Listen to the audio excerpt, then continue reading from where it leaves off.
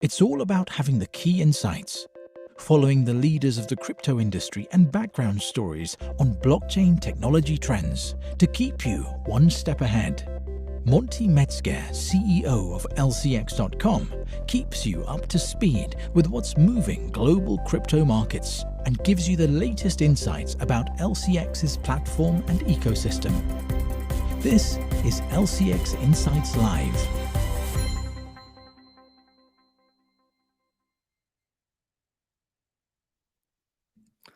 Welcome to LCX Insights Live. I'm very happy that you all tuned in this evening, Sunday, May 9th, 2021, a historic month, which we've seen.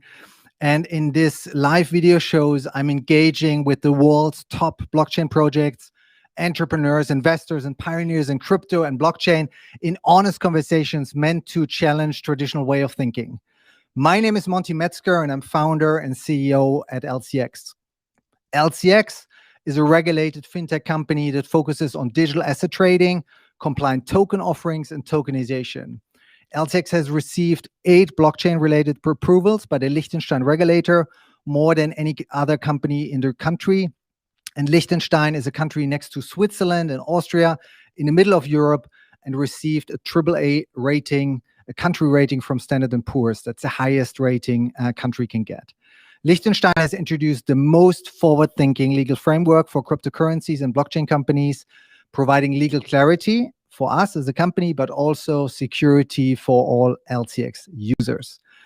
Last week, we announced the launch of the first Euro trading pairs and the full fiat on and off ramp at LCX Exchange. So tomorrow, we'll launch Euro deposits with our partner Monerium, and that actually works with a tokenized digital euro. So for us, big money, because we will then also launch every week the first Euro trading pairs. At LCX Insights, we are inviting leading personalities, key partners of LCX, and founders or senior management of blockchain projects listed at LCX Exchange. Today, we're super excited to have a close friend of myself and also a close collaborator of LCX Exchange here as a guest. And today we are talking about the future of cryptocurrency and blockchain in Turkey. So today's guest is the founder and CEO of Webrazzi, Turkey's most influential online media publication covering tech startups, everything tech, entrepreneurship, and innovation. With a background as an industrial engineer and software developer, he founded Webrazzi back in 2006 already. So since then, he had been featured on the cover of Forbes Turkey, in Fortune's 40 under 40 list, and so on. So through Webrazzi's profiling of tech startups, he became an angel investor with a portfolio of successful startups, including 2 unicorns. Webrazzi, where he holds regular international conferences, including the famous Webrazzi Summit and an array of very prominent speakers around the world. So it's my pleasure and my deep honor to welcome Mr. Arda Kutsal. Welcome. Let's tune him in. Hello, Monty. How are you? Very well. How are you? Good to see you. It's been a long time, but hopefully instead of being online, we should see each other at a conference in an offline environment. But for now, we are online. Yes, yeah. I always enjoyed coming to your events in Istanbul. The buzz, the inspiration, the great speakers, really outstanding. But for our audience, before we dive in, can you explain what is Webrazzi? What are you doing? Yeah, Webrazzi is an online media company which I founded in 2006. We cover tech startups, investments. We break news about new rounds of fundings. So, as I said, I founded the company in 2006, and since then, other than the news, we also organize events. We organize like 5-6 different events every year, and one of the our biggest event is called Webrazzi Summit, and we organize it once a year. But definitely because of the pandemic, we are organizing all those events online, virtual events.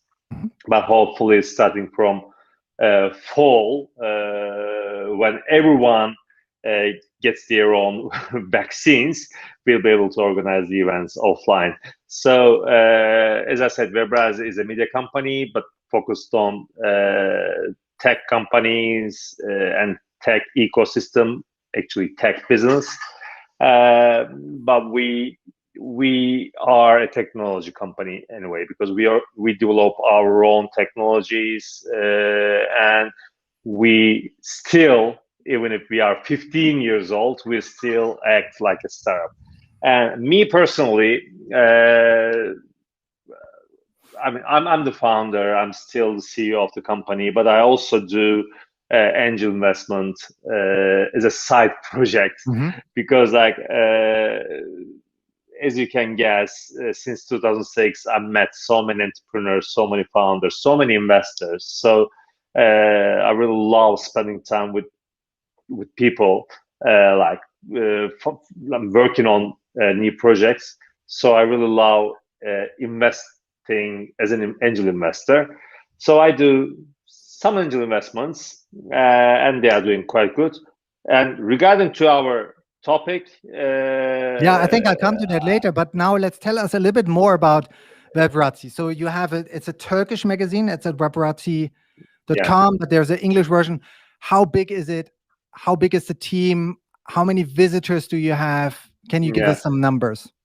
Yeah, we reach around, like, in Turkey, just with our Turkish publication, we reach around 2 million people monthly, but we only write about tech business. So 2 million monthly is quite a good number in Turkey.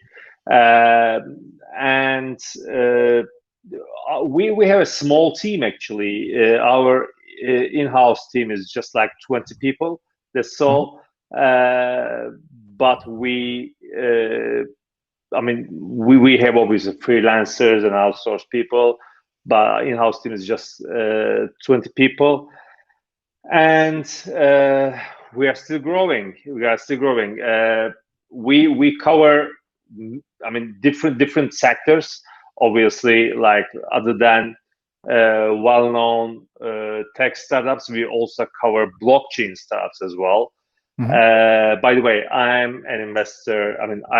I don't want to say investor, but I hold cryptocurrencies since 2013. So I'm one of the early investors in this market. So because I'm really into this market, obviously we cover a lot of crypto news and blockchain startups at Webrazzi as well. So excellent. I think this is all about us. I think you always had been a pioneer, and we had been noticed early on as with my venture capital fund, which we had been doing in the past. Turkey had been always leading in terms of usage and penetration of social media, social content, Facebook usage, Instagram, I think is still at the high bar.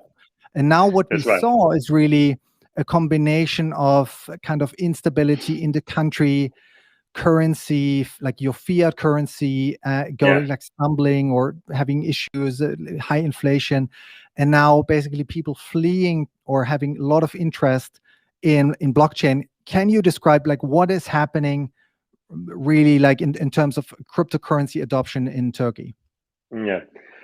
As you said, years ago, I remember when I first found Webrazzi in 2006. I can't remember when was Facebook founded, but I guess around 2005 or 6 it was.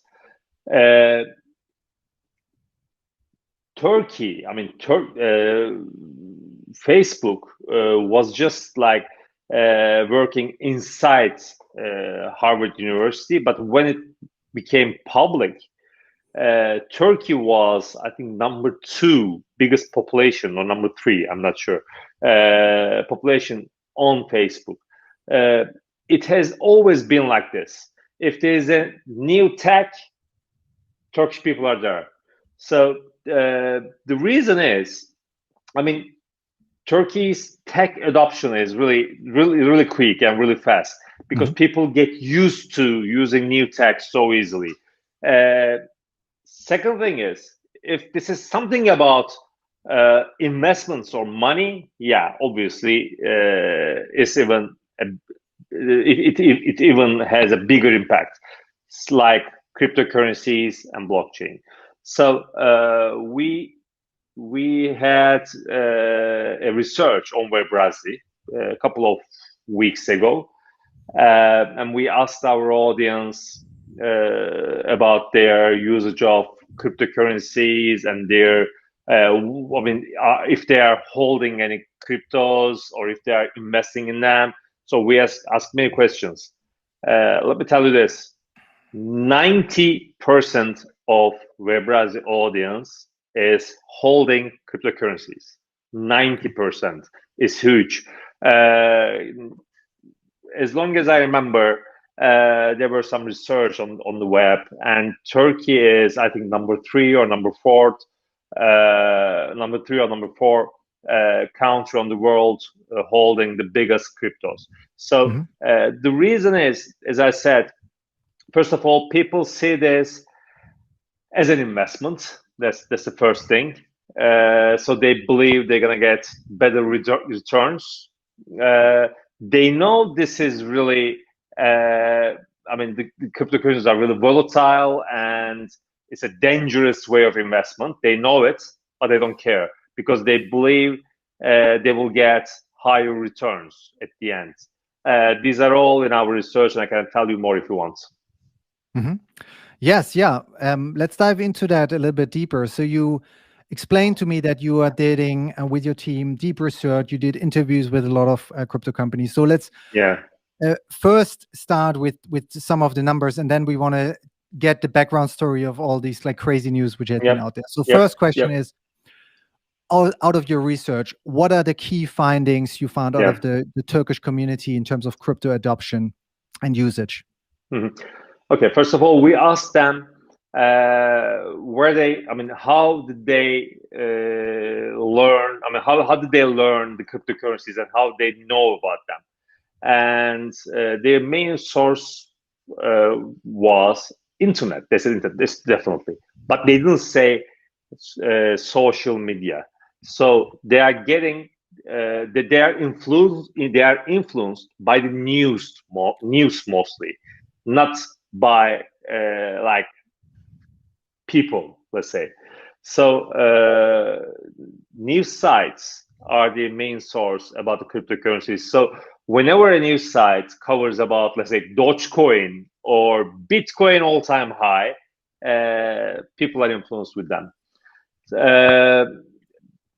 I'm saying news because they didn't say social media. Social media was another option which they could choose, but they didn't. They chose internet and the news.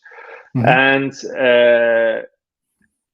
I'm just checking the research while I'm talking to you. Funny ratio, I'm going to tell you. 34% of them heard about cryptocurrencies from their friends, but 49% of them heard about it from the news on the web. As I said, 90% of Webrazzi audience is holding cryptocurrencies, and 60% of them did a trade with them. So not just holding it, they also have an account on an exchange, and they did some trading. So at least once they sold or bought some crypto. And I'm just checking the research while I'm talking to you. Funny question we asked. We said, how do you see cryptocurrencies which investment vehicle is similar to cryptocurrencies? And most of them said stock exchange. They didn't say Forex. They said stock exchange. And 32% of them believe that cryptocurrency investment is similar to stock exchanges. It's weird because I would say Forex. Anyway, by using leverage and everything. 27% believes it's more like investing in different fiat currencies, and 26% thinks it's more like forex. So number one is stock exchange. By the way, I can go on. If you don't have any more questions, I can tell you more about this. We have plenty of questions, Arda. I think we keep it interactive. It's very interesting, these numbers. And but I think, like, first of all, short interruption. So for the audience here, we have a giveaway today. So for the best question, we are awarding you with one polo shirt today. So one of the LCX polo shirts from our shop, from our merchandise shop.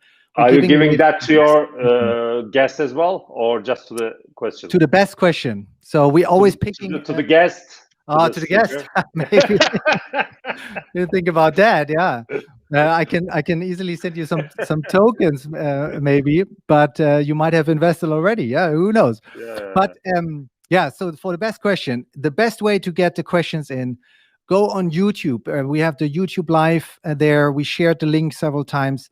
You can comment in there. But also, I think if you comment on Facebook or LinkedIn, we're also live there. The comments will pop in here into my dashboard, and then we'll pick questions which go out to me or Arda directly. Please keep the questions in English, because my Turkish is not good. I don't understand anything, and I see that there are Turkish questions coming in already. So please translate them English. We'll take them. Any questions are welcome. So that's kind of for the housekeeping.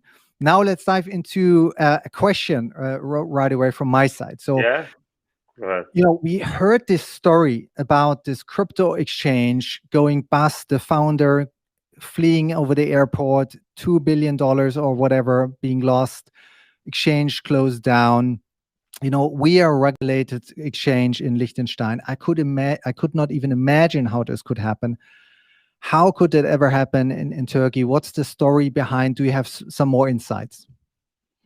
I mean, I have insights, and also I read the news in Turkey in a way. So first of all, we still don't have a regulation about cryptocurrency exchanges in Turkey.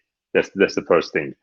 And there are many exchanges, and obviously some of them are not good.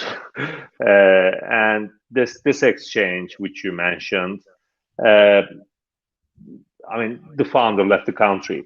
And most of the people, I can't remember the number of people who were registered to the exchange and doing like some trades there, they lost all of their money.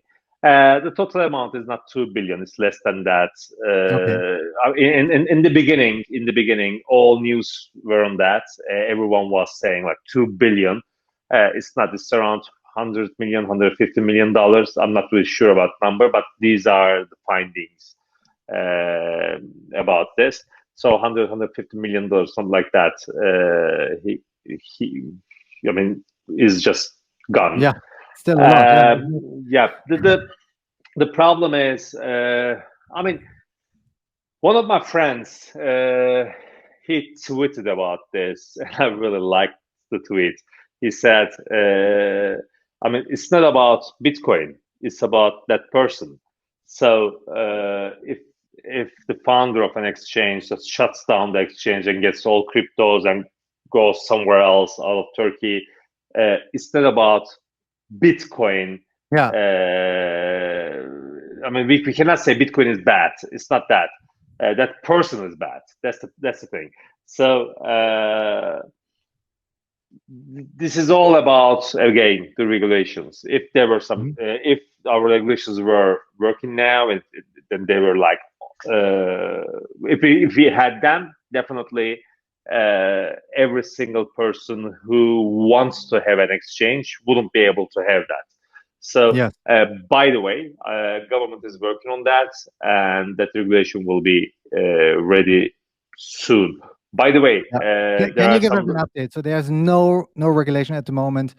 Now, no. I think they stepped in, like I heard from the news, like there are regulations coming. What's the status of regulation of cryptocurrencies? Is it really kind of a clamp down, meaning that now Bitcoin is illegal, or what's the status in terms of usage as a user in Turkey, and then for platforms?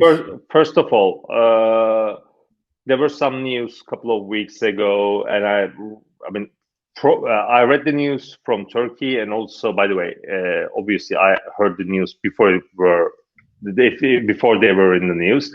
I read the news in Turkey and also in the international press as well. First of all, let me tell you this: cryptocurrencies are not banned in Turkey. It's nothing like that.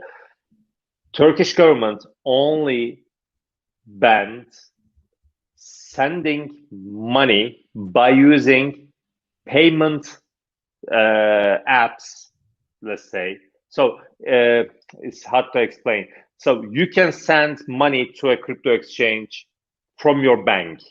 There's nothing wrong with it.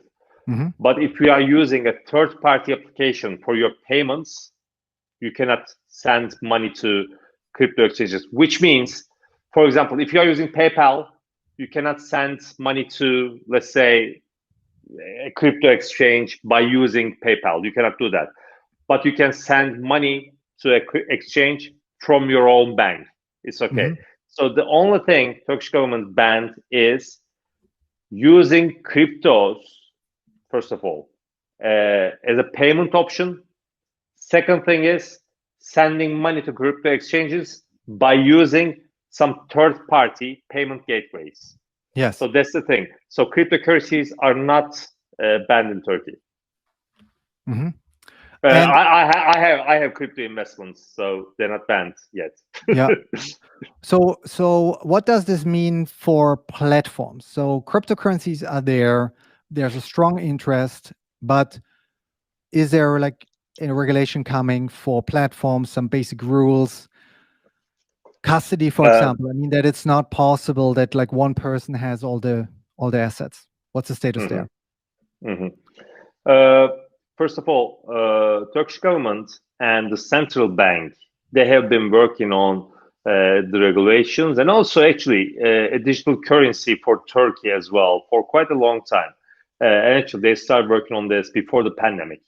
As long as I heard from my sources, now they are coming to the end. So I hope,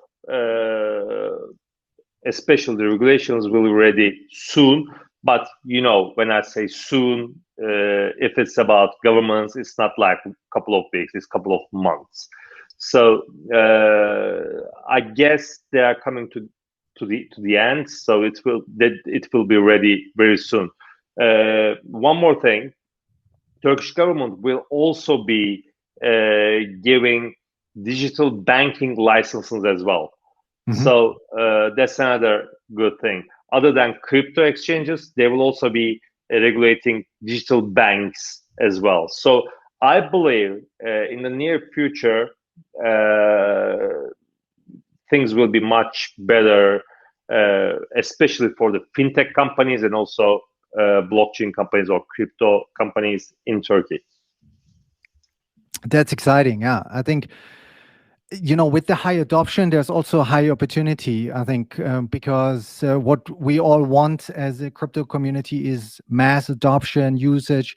It's still the early days with a few, maybe like 100 million active users at the moment. So it is truly like the internet in the 90s, where we had like 100 million users. And now like everything will be tokenized. Every financial asset will be put into representative of a token. And now we see a wave of new cryptocurrencies coming along with like Dogecoin and like new assets where like nobody believed it could make at all. And now there's like real power behind it. There's a good question here from Jan Schulze Feldman. With the news of Turkey banning Bitcoin a few weeks ago, what do you think LCX could provide not only for the Turkish users, but also for the government in terms of trust in crypto and adoption? So over to you. First of all, I mean, as I said, Bitcoin is not banned in Turkey, so people can still invest or hold or hodl Bitcoin in Turkey. It's okay. You can only not pay with Bitcoin, or I mean, you can personal definitely. The only thing is you can send money to your exchange from your bank, but you cannot use a third party payment gateway. And regarding to what can LCX could provide to Turkish users, I think you should tell me what you can provide. You tell me that. Yes. It's a good question. Let's move it over. So what could LCX provide to Turkish users? Yeah. So first of all, if you're a Turkish citizen, you are allowed to sign up at LCX Exchange. We are we have this crypto compliance suite. So we are going through standard procedures for a sign up. So you have to provide your passport ID, a proof of address, and even doing a kind of a selfie. So we actually track if the password you're presenting is matching with the image with the selfie. So that's kind of the standard procedure, very similar or like as strict as a digital bank. So LCX has the same standard as any other financial institution or bank. So this gives us security, but also the traders, because there are no fraudulent behavior on the platform. So if there are Turkish users out there who want a trusted and secure platform, that's what we can provide. We can also ensure that all the assets of the users are kept separately. So there's no way that we as a company could touch it to pay any of our salaries or something. Like the user funds, similar to what you expect at the bank, are completely held separately. And now, as we grow with LCX Exchange, we are offering exciting new trading pairs. So as the exchange is started basically in January, we've now rolled out plenty of exciting assets you can trade, and there are arbitrage opportunities because liquidity is not that high as the big exchanges yet. So there are good arbitrage opportunities out there. I think that's a kind of a good summary. Regulated, secure, trusted trading platform. So I have a question for you. Do you have enterprise solutions at LCX? At the moment, we are targeting consumers. So it's not B2B. At the moment, we are onboarding a few market makers and partners, but we don't have a fully automated system yet for corporates. That's in the making for this year, actually. Mm-hmm. Cool. By the way, I see some comments here. LCX token is one of the best buys I've ever made, someone said. Yeah. So there are a few comments here. AS says LCX regulator has kept all its promises to today. That's right. Like we are sometimes not the fastest because regulation slows us down. So that's the downside of things, because sometimes we'd love to do the next DeFi super token or whatever, but it's a gray zone, risky. We might lose our trust with the regulator. So we are taking a little bit more conservative. But at the end, we are here for the long term. And so another question here is actually going to you. So Mr. Kutsal from Chris Keynes, would you recommend to your community to invest in LCX? No investment advice here, just like tricky, it's a tricky question. Okay, there's another question. I know Monty for quite a long time. I think he's doing something good. So I cannot say bad things about him. I know him since I don't know what 2012, 10, or something like that. Yeah, so I mean, I had the chance to speak at your conference, Webrazzi, as a futurist, speaking about mobile communication 2020, where we imagined how this could look like, a future of mobile communication, and so that was exciting. And you know what's very interesting, things I presented at your event, I think 80-90% of these predictions actually happened. Mm-hmm. So exactly. we had like super high penetration. We did like mobile payment really is now very usual. Kind of mobile office, like all these things really came into not only vision but true reality. And now like what we see, you know, with blockchain and crypto, it's also something which is here to stay. People will like you can't ignore it at this point of time. It's all over the news. And the second thing is it will affect all of the businesses in any way. It's just a matter of when. It's not if. And I think that's so exciting. Whether it's healthcare with distributed knowledge distribution or data, then social media with decentralized social media networks, and of course money, the whole financial system. So, and I think related to that here, Mr. Kutsal, if it's not too indiscreet, have you invested in LCX? And if it is, yes, what are the reasons that push you investing in LCX? Monty never asked me to invest. If he did, I would. Yeah, so we focus on our users first, so we actually didn't have time to catch up so much. But there's the LCX token as our utility token. That's where a lot of our users also bought the token to use it on our platform. And so that's where we see the biggest growth coming. So people buy the token, then discover the platform, use it. And a key reason for us of growth is also connected to the if you consider it, if I buy that, if you consider me as an investor, yeah, why not? I'm gonna buy some. Perfect. Yeah. So so a lot of things around our portfolio about LCX. But you never asked me to invest. Don't forget that part. No, yeah, I literally I think since 2012 we didn't have much contact. Yeah, unfortunately. But like if you look at so another here from Fight Over, another question. Is LCX working on a digital bank license in Turkey? Are the Turkish users allowed to trade on LCX exchange? So great question. I was going to ask you that. If Turkish users want to have an account on LCX, is it possible? That's possible, yeah. So everybody can sign up there at the LCX exchange, go through the process, and they can trade securely at LCX exchange. So they can they send you money directly from their own bank account? No, at the moment we do Bitcoin and Ethereum and like all the cryptos. On the cryptos. And then okay. now what's exciting, as of tomorrow and Monday, we'll start SEPA transactions. So if you have a SEPA account, I think that's the case. In Turkey, you can send euros or like any currency to a euro account. This will be converted on our platform within a tokenized euro structure with our partner Monerium. And then you can trade euro pairs as well. So we don't have the Turkish lira yet, but euro is the pair which we're going to start at the moment. And now, like back to you, Arda. Now, if you look at the cryptocurrency and blockchain adoption, let's first say about like cryptocurrencies, Bitcoin value of kind of it's a digital gold or investment, and the second part is payment tokens.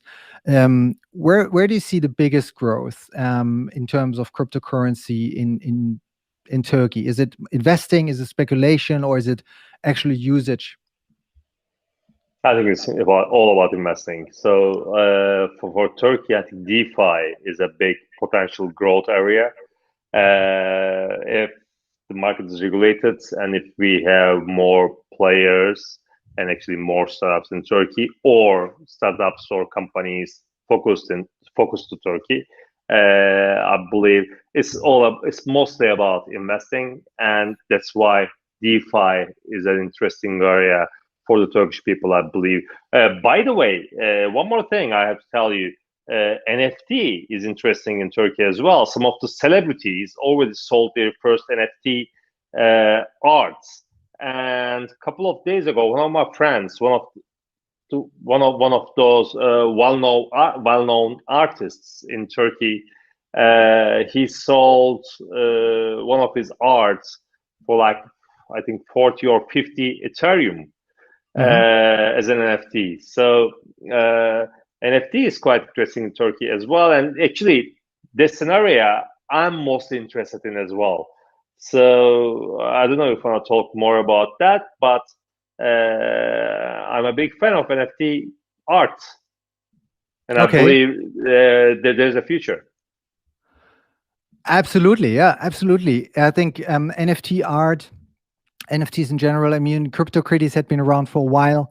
already now, but now the whole buzz. And I think for digital art, it's one thing, but NFTs, is much, much bigger than this.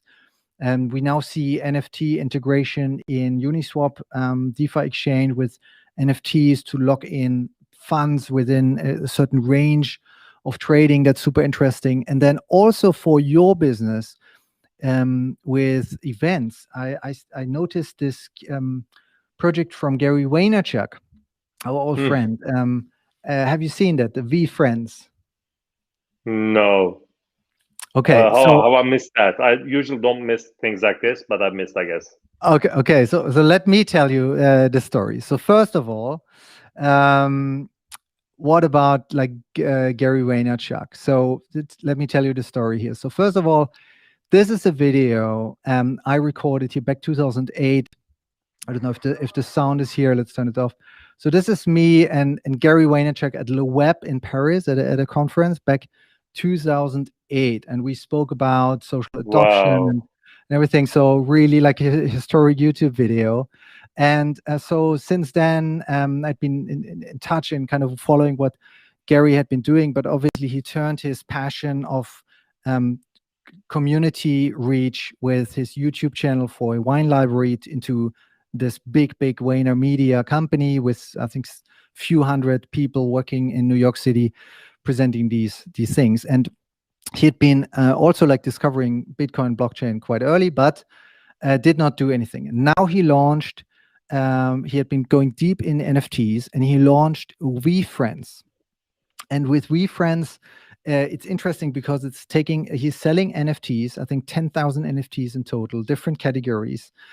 And the most interesting thing is that there is some artwork coming with it, but even more interesting is what he calls it's an access token. So every token he sells is one ticket to his future super big conference called VeeConference. And now it gets interesting. It's 3 years access if you have the token. So people might go to the first, like buy the token, go to the first conference, then sell the token with the highest, like even making profit to the next person, and then they can go to the conference and attend. Or and then he has other access tokens where you can actually have like 3 hours fishing trip with him personally, and like very like special things. And this idea of access token is really unlocking another level of it, because it's like a ticket which is transferable, unique, with an ID, and especially for events, very, very interesting. Should have a look at it. Yeah, sounds really interesting. I never thought about it. I'm gonna take a look at it. And now, another topic. Did you see Saturday Night Live yesterday? Yes. By the way, it was really early in the morning because I live in Istanbul, so it was early in the morning because of the time zone. But after the live show, I watched the recorded one, especially the parts I was interested in, not the Miley Cyrus parts, but mostly the Dogecoin parts. So yeah, I watched. So for all of you who have not seen it, let's quickly watch the video. Please. A short clip. Yeah, let's have a look. Okay, to the moon. Yeah. So what is Dogecoin? It didn't go to the moon anyway. It all went down. Yes. So it was, buy the rumors, sell the news. It was going up until the show hit, and then.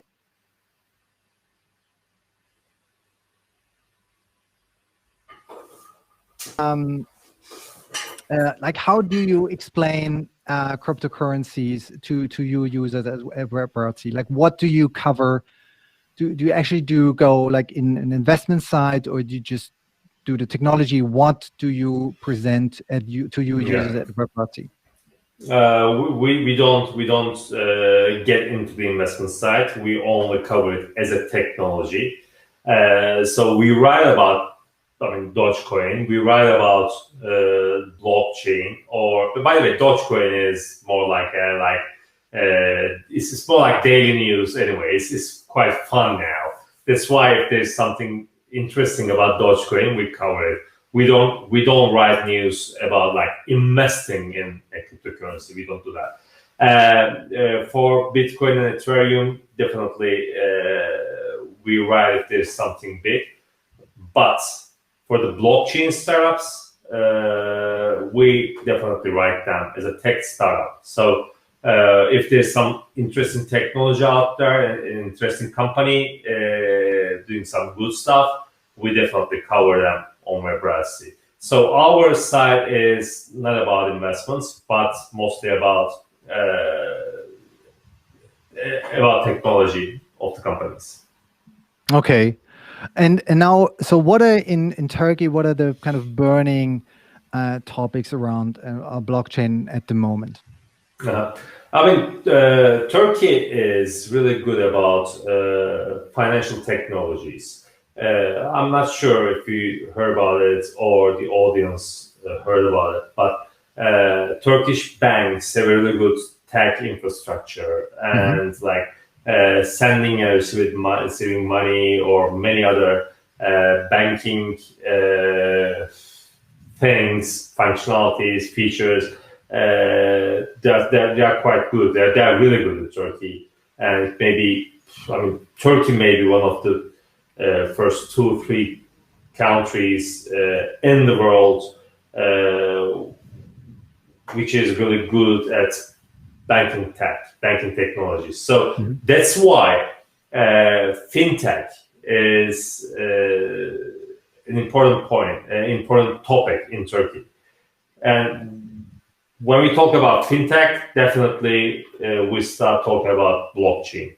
So many of the banks in Turkey, they are doing international wire transfers by using blockchain, by the way. At least they are working on them, they are testing them, and some of their operations are working on them. Some of them are using the traditional ways, but most of them are experimenting some things on blockchain. Also, I know some health companies in Turkey, they're also working on blockchain as well. There are some companies working on supply chain operations on blockchain. So mainly because banking technologies are good in Turkey, fintech is a hot topic, and because of that, most of the startups working on fintech, working on blockchain, they prefer doing it more like a fintech startup. So if there's a fintech startup, they are most likely to do something on blockchain in the future as well. So again, regarding to your question, fintech is a hot topic in Turkey. Oh, by the way, of course, gaming. I forgot to tell you. I'm telling about fintech and blockchain because our main topic is cryptocurrencies and blockchain in this show. Yes. But obviously in Turkey, gaming is one of the hottest markets. We have so many investments and so many acquisitions in Turkey. But I didn't want to mention that because the topic of this show is not about gaming, it's more about blockchain. Well, it's closely connected. You know, in the past shows, we had Sand, the CEO of Sand, with us from Sand Sandbox. Okay. We had the CEO of RAF from Animoca Brands. So both are like big blockchain gaming companies out there. And then we'll have, it's not announced yet, but I already know in a couple of days, I think next 1 or 2 weeks, we have another CEO of a very large, big project there out there. So forget about the things I told. Forget about the things I told you about fintech. Gaming is the biggest market in Turkey now because last year one of the Turkish gaming companies called Peak Games, it was acquired by Zynga for $1.8 billion, and since then. Wow, so many acquisitions, so many investments. Now, like every single hyper-casual gaming company in Turkey receives at least like $5 to $50 million investments like this. So most of the global VCs, they are looking at Turkey's gaming companies now, gaming startups now. So gaming is really hot. So fintech is the second one now. Okay, fintech, gaming, very high internet usage. I think that are key topics. So if you currently look at the Turkish market, the World Economic Forum published a survey last February that there are 16% of the Turkish population owns any crypto. I think it's one of the highest per capita in a way as well. And now at the same time, there was this inflation of Turkish lira, like really, which plumbed over 10% against the US dollar in the beginning of January as well. So this instability kind of drove also adoption. That's the kind of outside perspective. But do you have any insights on that in particular? So what really drives the interest? Is it the gaming side, or is it the monetary side, like getting money out of the country? I think it's all about investments. It's not about getting money out of the country. It's not about gaming. It's more like investment, and maybe it's more like gambling actually, because like people believe, especially like, for example, this company we mentioned in the beginning of the show, company called Todex, founder left the country and stole people's money. So that company offers Dogecoin at a lower price. Right. And everyone went there and bought from that exchange. So this is not about this. I mean, this is something else. This is scam. Okay. So if I tell you I'm gonna sell you Bitcoin for $5,000, would you pay to me $5,000 for one Bitcoin? I mean, you wouldn't, because you know it's not possible. So the company sold Dogecoin at a lower price, and people, people believed them, and also they did some. They gave some prizes as well. Like I think there was like a competition, or actually like a lottery kind of thing. They were giving away a Porsche something car. So the thing is, people either see this as an investment, or some people, I mean the mainstream, let's say, they see it like a maybe like.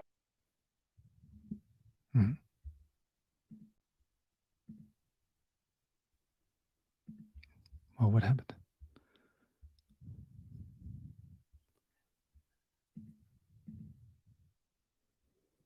Okay, it seems like we lost Arda. I don't know. I see myself here.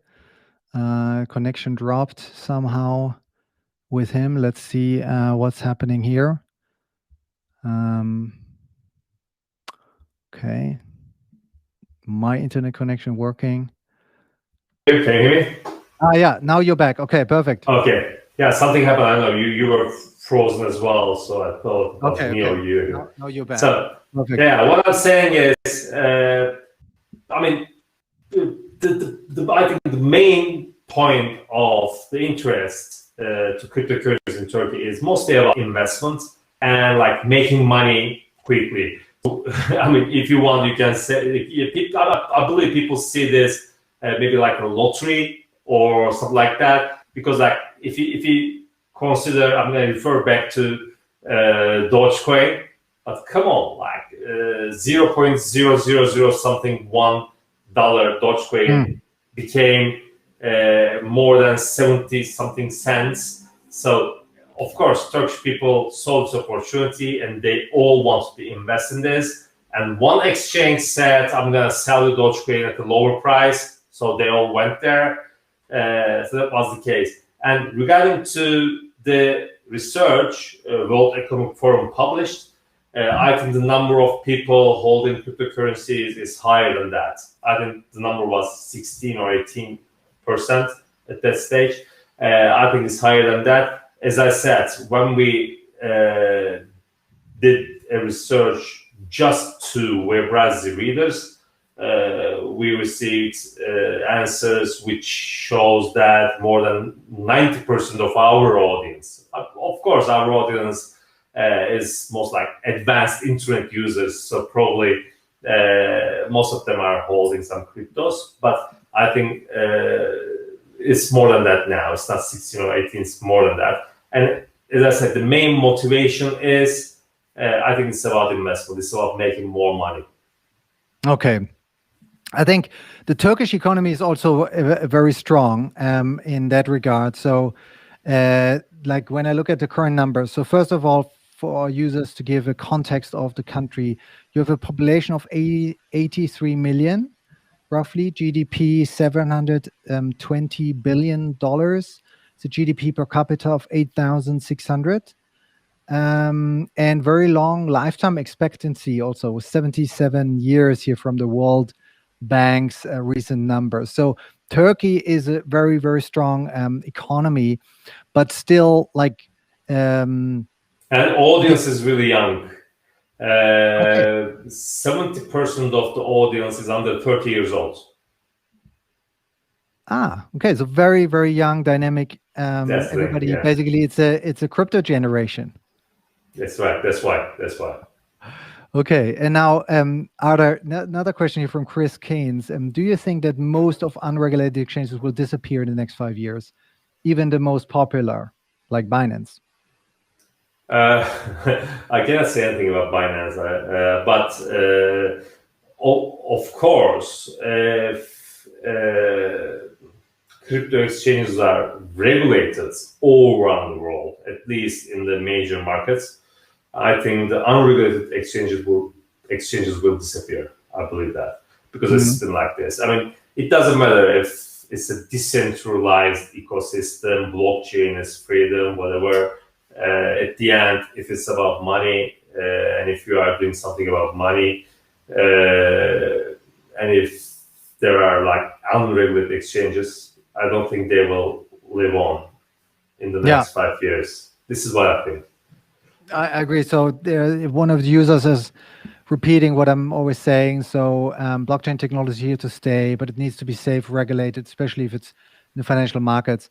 What I see is really two different sides. One is this financial aspects of companies who can be using that to refinance or finance their operations at start. So it's like an early stage investment into community. And then the other aspect is really building up a community and growth and usage. So we see that with the Tether blockchain, for example, THETA, this Tether TV, which is like the next generation of YouTube.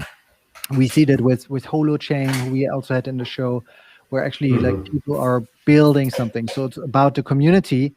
And that's why I'm also fascinated about media companies turning their audience into community members, that they share it with that side. And so that's kind of where we are. And now when we talk a little bit more about the future of things, I do see that there's tokenization coming.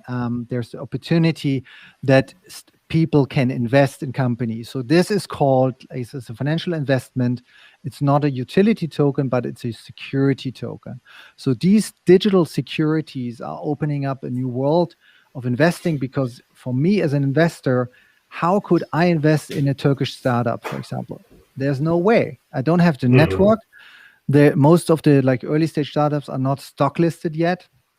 How could I do that? So I think that's a big opportunity of a new asset class emerging for like small, middle-sized companies who either like create a security token to share profits or other things. And I think that's where we also had some discussions about opening up the Turkish ecosystem, saying like if there's somebody from Germany, from France, they can't even invest because there's no vehicle. And I think that's so, and also like the other way around as well. Yeah. So I think this new digital ecosystem for security tokens, that's something on the long term, next 5 to 10 years, really turning investing upside down.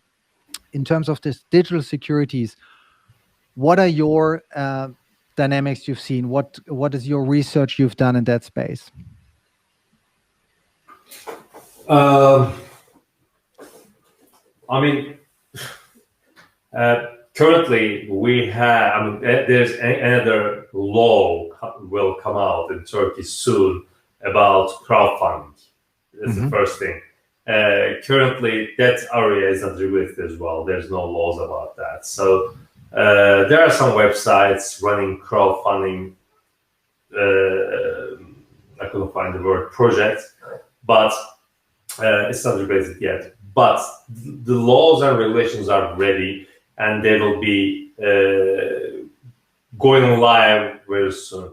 So crowdfunding and tokenization, for some reason, I see them similar to each other. If we have this law, then definitely we can also start talking about tokenization as well. So yes, good point. I think the whole crowdfunding dynamics, which I think already started 7, 8 years ago, crowdfunding platforms really already started to open up the world that people could invest in startups early, sign documents, and then like get some participation rights. Also in Germany, it's been very popular, and now also there is a law in the US, which is the crowdfunding law, where it's kind of enabling smaller companies to raise funds. And I agree with you. I do see a big match in that, because crowdfunding as it is now is still very manually. Like anybody who has done investment on AngelList, for example, knows you at the end of the day, you get some paperwork to sign. You have to do that, and then you don't hear much about it anymore for years. And then either like you get some good news or bad news, but there's no interaction in between, and you can't do anything with it. Now with blockchain technology and tokens, you could put that same investment into a token and make it tradable. And that's what we are working on at LCX on the long term, really.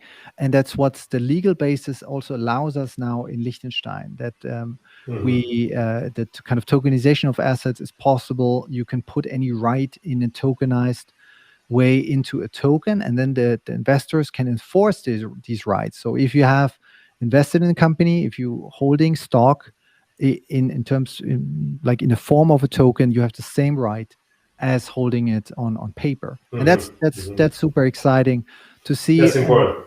Yeah. That's important.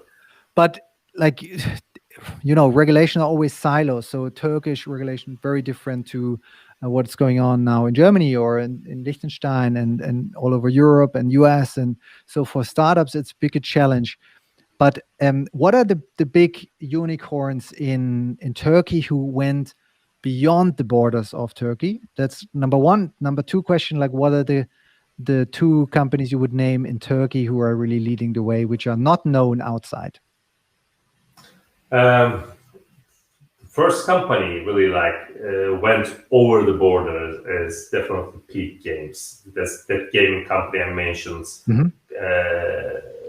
which was acquired by Zynga for $1.8 billion.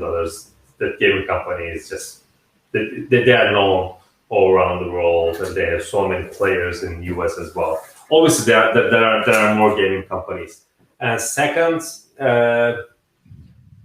which is actually also acquired by Alibaba. The company is called Trendyol. It's an e-commerce company. They don't have an international operation yet, but I believe they will have soon. So these companies are doing. There are more, by the way. I can tell you more about that because this is one of the topics I'm really an expert on. So I can tell you many companies, what are they doing. I can tell you so many inside information about them. So I'm not going to get into those details. And I mean, there are a couple of companies now. Looks really interesting in Turkey. One of them is called Midas, by the way. It's still a small company. It's still a small startup. Midas is more like Robinhood in US. So it's a trading platform with no fees. They are still in beta. So they are still, it's a private beta, by the way. So they will be open to everyone soon. I think it's interesting. It's good to watch them, and maybe you may want to meet founder as well, because it's a trading platform. It's similar to Robinhood. And second one is called Colendi with Colendi. Colendi. They have they work on two different platforms. They can work on a centralized platform plus a decentralized platform. So depending on the needs, they can provide you the best service. What they do is they do microcredits and credit scoring. So, and they provide enterprise solutions on these two areas. So Colendi and Midas, they are both really good startups. There are more, but these two really came to my mind when you first asked. But obviously, maybe in a different show, I can tell you more about startups. Okay, excellent. I think that the entrepreneurship, the drive in Turkey is really fascinating to see, and I hope that there are more companies coming out. But I'm speaking to a very successful founder right now in Turkey. So, what is your vision of Webrazzi and the media company and everything? How do you want to drive with Webrazzi further? I love this business, first of all. I love owning a media company. Actually, I'm not sure if we are just a media company or we are a technology company. I said this in the beginning of our talk as well. Webrazzi is a media company, but by the way, I'm an old school developer. So I've been writing codes since I was like 10 years old. Obviously now I'm not really writing any code anymore because I don't have time for that, but I'm an old school developer. So that's why I love technology. I want to really experience new tech. I want to learn everything firsthand. So my company works in that way. So we don't just come to the office, write news, and leave the office in the evening. It's not like that. We always try to develop new things, and we are really evolving. So first of all, Webrazzi will become a global company, not just in Turkey. So currently we are in Turkey and we are reaching the Turkish audience, but definitely we will start with English-speaking countries first of all. By the way, in English language, let's say, and then all around the world we're going to expand. Second thing is, instead of just giving news, we will be giving information. That's the thing. We will be doing this with technology. Third thing is, we are working on a venture capital funds. So that's the thing, because I've been in this business for quite a long time, and in the future, hopefully very soon. Personally, I do investments, but instead of me doing my personal investments, I want to have a vehicle for Webrazzi as well, because we meet so many startups, we meet so many investors. Why not have our own VC fund and co-invest with our friends, VC friends or investor friends? So there's one thing that we want to do, and hopefully we will do that soon. It sounds exciting. Will there be also a cryptocurrency fund from Webrazzi? Will you start in tokens? I would love to, but I have to really check the regulations. That's the thing. I mean, we talked about this before. I really want to do that. I know, I mean, there are people who are really following Webrazzi on a daily routine. And obviously there are so many investors around the world. They read our news around the world, I'm saying, because it's true. Like investors out of Turkey, they also read our news by using Google Translate or some other things. The reason is they want to learn more about new startups. And I believe if we have an easy to invest vehicle for them, they would do. Our community plus our friends around the world, I believe they would do. But the thing is, we are based in Turkey, and currently we need to wait for the regulations in Turkey. If it's possible, if all laws allow us to do that, why not? It sounds best. By the way, one thing, some Turkish football teams, they have their fan tokens by Chili's. Right. What is it? Chili's? Did I say it right? Yeah. Yeah, Chili's, fan right? tokens. Yeah. Yeah, well, and the fan tokens are supported by what's that company? Chili's. Maltese company called Chili's. Yeah. CXC. Yeah. I know the symbol, but I can't remember the company name. So Right. there are some Turkish football teams. They have their fan tokens. So they are doing that. But obviously, regarding to like security tokens, I'm not sure how can we do that. But I'm gonna really think about it. Don't worry. Yeah. It's in my mind. That's what I said. I think we're still at the beginning. You have fan tokens where you can engage with your communities. You will have access tokens for events and conferences. It's a shareable ticket, non-transferable, or like it is transferable, but it's unique with an NFT, for example.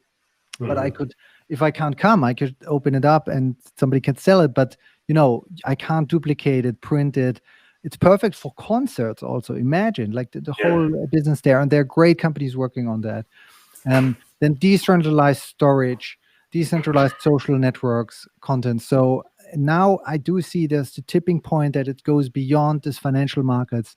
We're looking at a lot of companies at the moment because we're doing due diligence on the projects who we're going to list. And similar to this investment thesis I had in the past with like investing our own, but also other people's money and as a VC fund, we are now taking very seriously at LCX to do due diligence on all projects we are going to list, because our users will eventually buy these tokens then. So we want to make sure that there's a proper team, there's a proper company behind, there's a good product. So we are spending a lot of time on that side. Now, as we are we need to wrap it up. It's already over an hour. But my last question to you, Arda, what are the key 3 trends, technology trends and innovations you see in Turkey or even outside of the country? I mean, blockchain is the first one. I'm just going to say that. Biotechnology is the second one. It's really important. And third, I know you heard a lot, but AI. Take it seriously. AI is not just our assistant. It's not just Siri. It's not just Alexa. By the way, I didn't say this. When I say Alexa, my Alexa starts to blink. Anyway. So AI is not that. There is more about AI to come. So AI, blockchain, and biotechnology. Biotechnology is so important. I'm an investor in the biotechnology company, so I know a lot about them. These 3 topics are so important, and definitely, by the way, blockchain is not just cryptocurrencies. So many things going on in blockchain. And again, if they think deeply on these 3 topics, as I mentioned, they are actually all connected to each other. So blockchain and AI, they are definitely connected. And biotechnology would be much more successful if there is blockchain and AI working properly. So these 3 topics are really important, and they combine. If they combine with each other, it's going to be a big thing. Yeah. Okay. Yeah. I think good topics, blockchain, biotechnology, and AI, super big topics. It was a pleasure having you here on our LCX Insights Live. So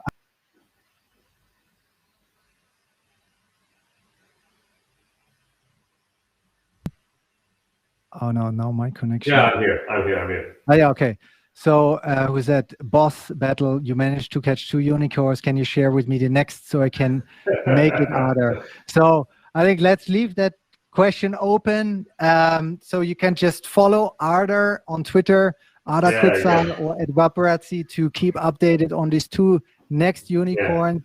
He is the, I think, master of technology there in terms of communication, media, and everything. If you want to know about innovation in Turkey, that's the right platform to go. So it was a pleasure having you here tonight. at this special LCX Live. Thanks for making the time on the Sunday, and then hope to see you soon. Yeah. Thanks for having me, Monty. It was a pleasure joining your show here, and it was good to see you again. Hopefully, when this pandemic is over, we'll see each other in person, and hopefully at some events, conference around the world. Thanks everyone for watching. Perfect. Thanks. Have a good evening. Have a good day. This is LCX Insights Live. For more insights, please visit lcx.com/insights and follow us on Twitter @LCX. Onwards and upwards.